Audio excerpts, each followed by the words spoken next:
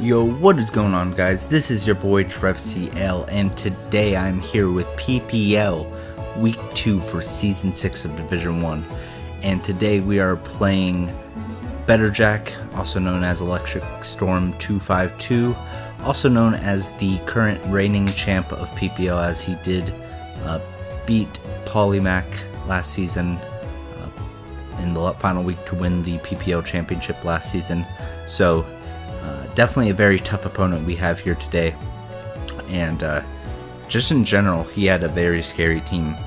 Just to let you guys know, his first 4 picks, I believe, I don't remember the exact order, but all I know is he got Mew first round, then I think he got Drill, then T-Tar, and then Kieran Black. So those were his first 4 picks, and then he actually did have some other scary stuff. So like he picked up, he also had Chandelure and Gourgeist, as you see here. He also has with Bombi, I believe a Luxray. Trying to check real quick to see what else he has, but he definitely had, I feel, the best draft in the league. He also had a Coolfish and a Swallow. So yeah, just in general, his team is very spooky. It's a very fast team if you count Sandro and then Rabombi, Swallow. He even has webs with Rabombi. So it's a very fast team, it's a very strong team, it's a very fat team. Basically, I don't think you can do any wrong with this team, but we still have to take it on, no matter how rough it is. But I feel pretty confident with the team we're bringing. So team will be in the description below. I know I actually didn't put it in the description last week. Totally forgot something. Forgot it. I knew I forgot something when I uploaded it, but promise this week it will be in there. But just to quickly go over my team, I have an Napoleon with quite an interesting spread. It allows me to live stuff like 2 Shadow Balls from Timid Scarf Chandelure, as well as live a Fusion Bolt from Kira Master, taking the Ice Beam. Allows me to easily eat up a Earthquake from Drill, as I am Shuka, and just a bunch of other stuff. Allows me to eat 2 Banded Stone Edges. Allows me to eat 3 non-banded Stone Edges from T-Tar. So just overall a very good Pokemon in the matchup with Stealth Rock, Dual Stab, and Knockoff. And then next we have Spadef Rotom-Wash with Volt Switch, Hydro Pump, Defog, and Will-O-Wisp. That's basically just there to sponge hits from the Chandelure, the Swallow, even a Sandro, that as well, and even earn like a special attacking Mew. Next we have just a Toxic Protect, Flash Cannon, Flamethrower Celesteela with a decent amount of special attack, but mostly Fizz Def as my drill check. I can also take a hit from Kyurem and T-Tar as well. So just an overall another great one in the matchup. Next we have a mixed defensive Umbreon with Wish, Protect, Foul Play, and Toxic. Same set as last week, I believe, but it just checks his team very well. I can Toxic basically everything except for the Drill, and the Drill obviously takes a ton from Foul Play. So Umbreon is just, I mean, these 6 Pokemon are all just very nice in the matchup. That's so that way I don't have to keep saying, oh, this is nice in the matchup. They're all nice in the matchup. Next I have a Modest Life Orb Whimsicott with Moonblast, Shadow Ball, Sunny Day, and Stun Spore.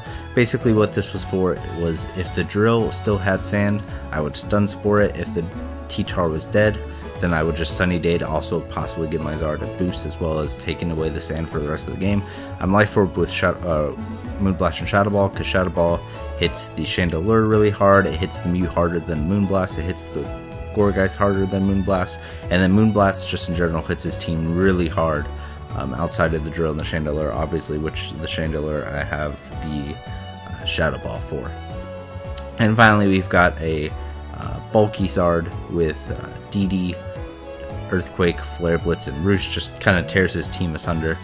But yeah, I really am confident with this team. I think this team was definitely a lot more creative than my last week's build, and I'm hoping to do well with it. But I'm just going to lead off with my Empoleon because I want to get those rocks up for KB and for the Chandelure because those are two of the biggest threats to my team. So I'm going to lead off with my Polan. He's going to lead off with his Mew.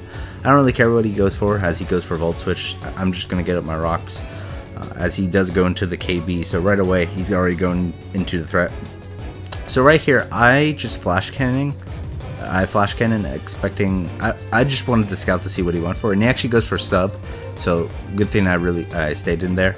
And so now I'm going to go into my Whimsicott, either predicting the Sub or the Future Bolt as he actually goes for Earth Power. If he went for Sub, I could possibly scare him out thinking that I would be Infiltrator or Whimsicott. So Whimsicott was just the best play in general as he reveals the Earth Power, which makes me think he doesn't have Future Bolt. But I guess we'll see. But here I'm just going to go for the Moonblast. And right here you see that Moonblast does a ton of damage. So after Rocks it was like right about there. And then after the Moonblast, it probably took about 44% from that.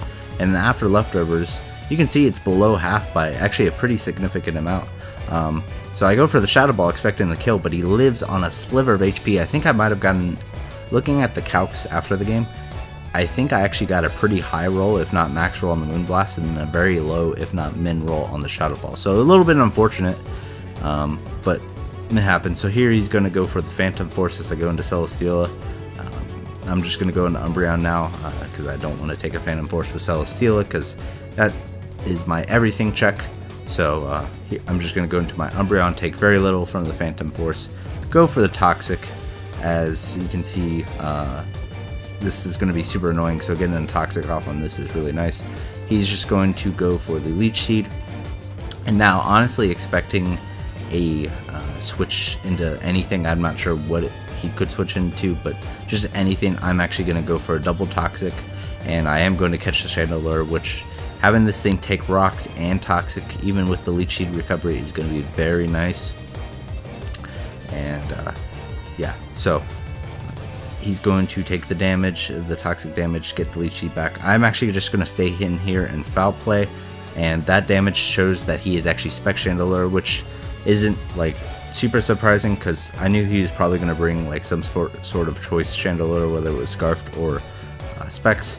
But I can't stay in. Umbreon's still too good. I can possibly get a Wish Up later, so I'm going to go into my Zard as he's Choice Locked and Flamethrower, and even though it is resisted, Specs Flamethrower almost does half to my Mega Evolved Charizard.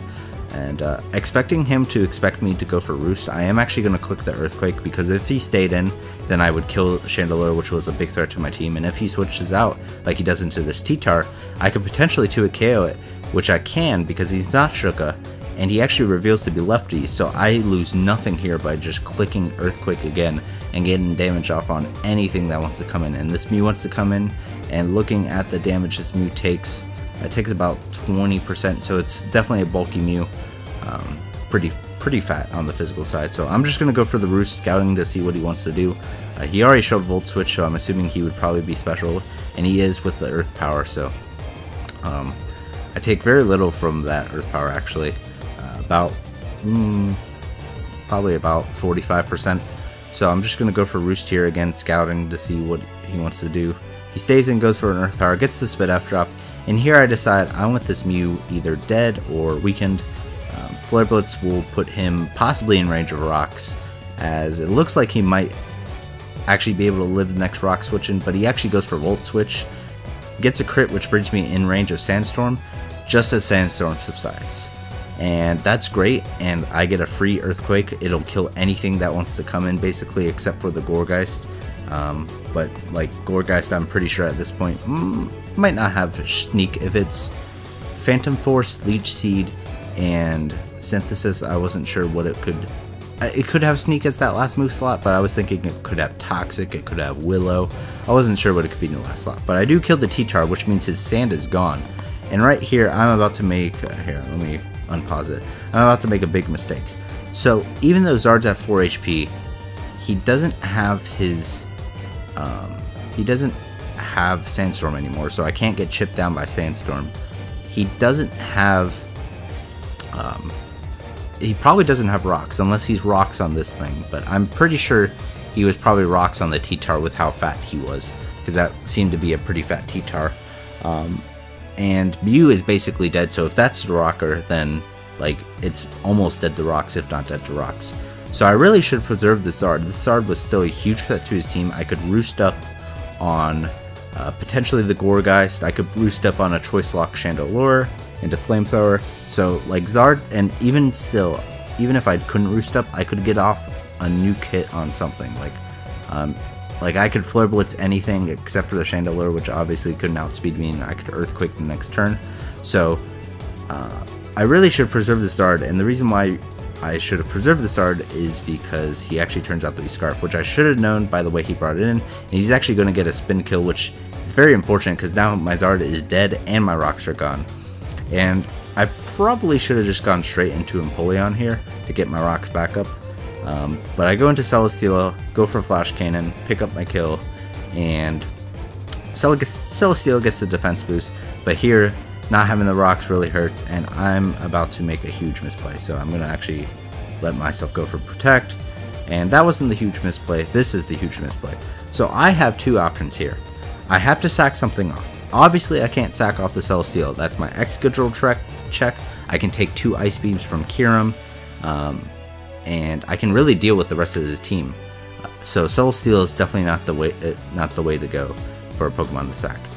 I have, honestly, I had a Rotom Wash. The only problem with Rotom Wash is it gave him a free switch into Kyurem if he wanted to make that switch. I also had Empoleon, and then I had Umbreon. So 2 of those 3 things could potentially bring in Kyurem on a predicted switch. And I should have done the calcs, but I thought that he might be bulky enough to not have his sub die to a foul play. Looking back though at the calcs, it's basically impossible, because even if he's max defense bold with 0 IVs in attack, it still has a good chance to break the sub. He'd have to be max defense bold with minimum attack just to have like over a 50% chance to not die, have his sub die. So really, Umbreon should have been my sack here. I go into Empoleon as kind of a way of A, sacking it, and B, if he wants to make the switch, I can deal with the Kyurem because I do have the Sugar Berry. So I'm going to go into Empoleon, and this is probably my biggest misplay of the game. Empoleon still could have done a huge amount of work. He didn't have Earth Power, or he didn't have Fusion Bolt. He had Earth Power to deal with my stuff like my Charizard and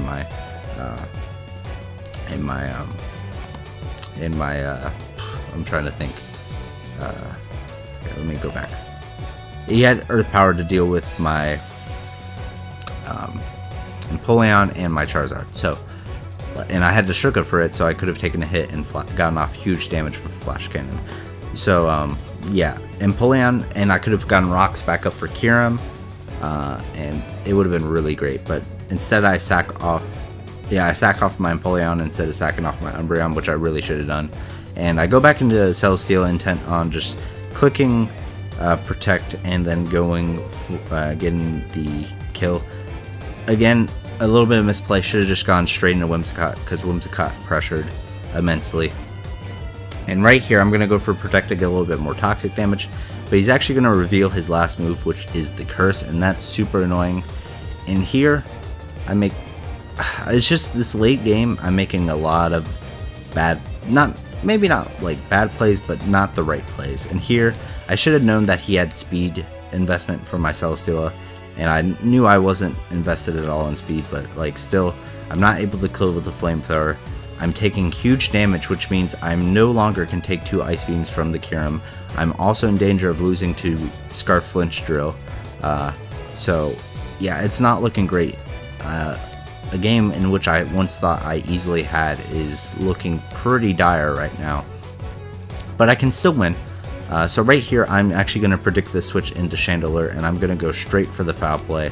And I am going to kill off the Chandelure. So despite me not being able to get my rocks back up by sacking Empoleon, it doesn't come back to bite me too much right there. So right here, he's going to go into the Kyurem Black. And again, here's where I see that, oh yeah, sub would have broken easily. I calced it, and I was like, this is where I calced it and saw, hey, I didn't need to worry about that play earlier. So he's going to get lefties, he's going to get Leech Seed, and because of that Leech Seed, it's actually going to mean something. So this one turn So he's actually probably going to get back about as much health as he lost from going for sub there. Maybe a little less. And I go into Whimsicott. I'm thinking honestly that this Moonblast won't kill, and I'm actually right, as he lives with a sliver of HP, and he's going to be able to kill me off. He does get the special attack drop there, but he does live with a sliver of HP. I'm going to go into Celesteela. I'm going to try to kill him off. Honestly, should have gone for the Flamethrower. There's no way he was staying in there because he did have the special attack drop. And so I go for Flash Cannon, and unfortunately Flash Cannon plus Flamethrower actually won't be enough, as I go for Protect to get a little bit more lefties back, but not going for Flamethrower there really, again, cost me something, because now I'm going to, when before I could have possibly been out of range of 2 Ice Beams, or it would have been a lot easier to get out of range of 2 Ice Beams. Now I have to take 2 Rock Slides, which even with all this Protect and lefties recovery, I'm still not going to be very well I'm still going to be very well within range of 2 Ice Beams. I can live 1 Ice Beam guaranteed, but after that it's a little bit sketchy. So I'm going to get my defense boost, and then he's going to go straight into the Gourgeist, and I know he's going to Curse here. Unfortunately, I cannot stay in because I was at such a low amount of health,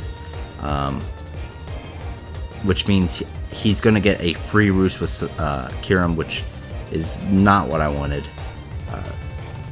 because my Rotom is has no speed investment, which, by the way, if I had had enough speed to outspeed a Kyurem, he actually had no speed investment on his Kyurem. So yeah, had I had enough speed to outspeed a Kyurem, min speed Kyurem on Rotom, I could have just killed it with a Hydro Pump there. But here he's going to get up a free Roost, and I go for Toxic here. Now you may be wondering, I have Flash Cannon, why didn't I go for Flash Cannon? Well, obviously he's super Spadef, like he's max HP and like super Spadef, and I do find out after the game he's like 252 HP and like 132 Spadef. So Flash Cannon I was pretty sure was not going to kill. If a modest Life Orb Moonblast from a Whimsicott didn't kill from like 90, I was pretty sure that a Flash Cannon wasn't going to kill from about 60. So my play here is the Toxic, and hopefully run down the timer, the Toxic timer enough to where I can win. But obviously my Celesteela is super weakened. I need to get it to at least about 80 HP to be able to live an Ice Beam. So here I'm going to go into Rotom, and I can live in Earth Power, and honestly what I should have done here was Hydro Pumped, because I would have been able to keep him from roosting for free. And he does go for the Ice Beam there, actually predicting my Celesteela to come back in to burn more Toxic turns, so that was actually really nice for me. But here it comes down to another 50. There's a bunch of 50-50s that happen here. So this is the first one. This is really truly the first 50-50 I consider. If I Protect and he goes for Ice Beam, I pretty much win, because then the next turn I can Flash Cannon, die, and he'll die to Toxic. If I Flash Cannon here as he roosts, I pretty much win. But if he roosts as I Protect, then if I roost as he protects, then he gets a free Roost. If I Flash Cannon as he Ice Beams, then he kills me, and then I probably will lose, because I don't think Rotom can deal enough damage, and I don't think there's enough Toxic damage left. So I decide to go for Protect here, just to get up enough a little bit more HP. I'm getting 12 HP per lefties recovery, and I'm hoping to eventually get out of range of the what's the word? I'm hoping to get out of range of the Ice Beam. So I'm at 64 HP now, and I need at least 2 more leftovers recovery to guarantee get out of the range of Ice Beam. So I'm going to go Rotom here as he goes for Ice Beam. And again, there's another 50-50 here. Do I go Celesteela as he goes for Earth Power? Do I stay in as he goes for Ice Beam? I can live in Ice Beam, I cannot live in Earth Power. I decide to go for the Volt Switch here, and this is where I lose another 50-50. He ends up going straight for the Earth Power and killing me. Had I gone into Celesteela, this game is over. But he just gets me. He's winning all these 50-50s. And then we have potentially the final 50-50 of the game, if I win it. If I go for Flash Cannon as he goes for Roost, I win. If I go for Protect as he goes for Ice Beam, I win. So I go for the Protect play, and he gets me again. I go for Protect, he goes for Roost, and yeah. So right now it comes down to honestly, there's a couple scenarios that could happen. Depending on how much investment he has, which it can't be much, he ends up turning out to be, I think, 132 or 124, something modest, which means I have a small chance. Like, he would have to get the lowest or second lowest roll to kill me. There's also, so I was thinking if he was no special attack investment, which I wasn't sure of at this point. I should have calculated on the rotom to see how much he was, but I didn't think of it. But basically, I was thinking that maybe I could live the Ice Beam. I thought it was a 50-50 roll. It turns out to be a roll heavily in his favor, more like 80 to 90% in his favor. I could get the double Protect, which would win me the game, pretty much for sure, because I would, even with his investment, I believe I would be basically guaranteed out of range of Ice Beam. If not, he'd have to get like a very high roll. And even if he like froze me or something, he would still be in range of Toxic the next turn. So, basically it comes down to if I can get the double Protect, I win. If I live the Ice Beam, I win. And yeah, we're gonna see what's gonna happen here. So he did, like I said, he is gonna get the Roost play, right? And right here, this is for game. I don't get the Protect. He goes for Ice Beam, and I die. So unfortunately, that is the game. So honestly, what can be considered a pretty big choke. And I'm not trying to take anything away from Jack. He played a phenomenal game, especially that end game. Like, he was on the back foot majorly at like about mid game, and he had to start making some plays to get back into the game.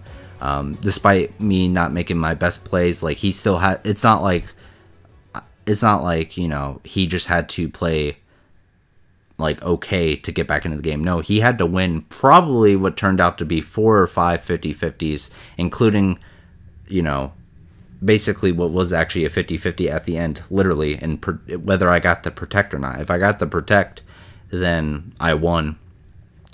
If he got like a min roll, then I won. So he had to actually, it was actually slightly in his in my favor to get that last turn, because again,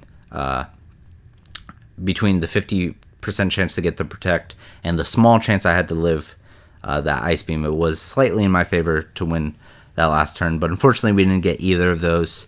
And like I said, Jack played a phenomenal game. All right, and it was a great game. It was a super close game, probably one of the closest games in Draft League I've ever played. But it just hurts because I know, had I just sacked Umbreon instead of Empoleon, so I could possibly get my rocks back up, or at least Empoleon was a very good Pokemon to have late game. It beat the Excadrill. I could take a hit from Excadrill and kill back with Surf. It could take a hit from Kyurem and do a massive damage with Flash Cannon. It could at least prevent my Celesteela from getting cursed by the Gourgeist. But yeah, Empoleon was a great Pokemon to have late game, whereas Umbreon kind of didn't really do much at all. Like, he had Excadrill, which could kill it from there. Kyurem could kill it from there. Gourgeist could get recovery with Leech Seed back. Shadowlure could kill it from there. Really should have sacked that. And then also another misplay was the letting Celesteela take the curses. Honestly, after I saw the first curse, I should have been like, he has speed investment for my Celesteela, and had switched out. Had I switched out, I probably would have won the game, because had the same scenario happened, I would have had more HP, enough HP to easily take an Ice Beam. But again, I didn't play that very well. And then as for the 50-50s at the end, it sucks that I basically lost all of them. The only one I won was when he Ice Beamed my Rotom, but even that, like, in my mind, I wasn't even thinking about, like, there was a 50-50 of going into Celesteela. My play was the Volt Switch, just to guarantee that I would get a little chip damage off, even if he Earth Powered. So that wasn't even a 50-50 in my mind. So again, it does blow, but Jack played out of his mind that last probably 10 or 15 turns or so, and I had a super strong start to the game, and I just could not. I took my foot off the pedal, so to speak. Had I kept my foot on the gas and just played, I guess I played like almost too safe, but at the same time didn't play safe enough. Like again, I just sacked the wrong Pokemon, so I knew I had to make a sack there, but I just didn't make the right sack. So that's what I meant by playing safe. By playing safe, I meant like making a sack instead of going into Rotom and possibly giving his his Kyurem a free sub. But at the same time, it wasn't safe in the fact that I sacked the wrong Pokemon. So you know, I definitely know I can play a better late game. And honestly, if I don't win the championship this season, or if I don't do very well this season, like this game probably is going to come back to haunt me no matter what. So that's what I'm most upset about. But I'm not upset about losing, or at least like losing to Jack, because Jack, again, as the reigning champ, would have been great for my great start to the season to beat Jack and Kelly back to back, and probably would have been +6 or +7. But Mons happen. I can't play like a perfect or even a good end game all the time, but it was definitely an honor to play Jack, and hopefully, while we won't be able to play him again in PPL, most likely, I don't think there's any situation in which I would have to play him again. I know they don't have playoffs, but I'm not sure if there's like, if we tie or something, if there's any chance that there could be a tiebreaker match. Probably not, but if we don't play him again here this season, maybe in a future season of PPL, if I stick around for next season or in another league. But definitely was an honor to play Jack, and I'm hoping that next time it'll turn out a little differently, and I can actually, keep my head on straight and make the plays I need to. But definitely a good game to Jack. Again, don't want to take anything away from him. He played a absolutely fabulous late game, and he took advantage of my rather weak play during the end. But I think I've been rambling on enough. I don't even see how long the timer is on this video, so hopefully it's not too long. But I want to thank you guys for watching. Make sure you leave a like if you did enjoy. Make sure you subscribe if you want to keep up with the PPL content or any other content on my channel. Hopefully next week I'll try to bring a win to you guys, but it's looking pretty tough. But we'll see. So hopefully I can bring a win to you guys, but like I said, we'll see. But other than that, this has been your boy TrevCL, and I am signing out. Peace, guys.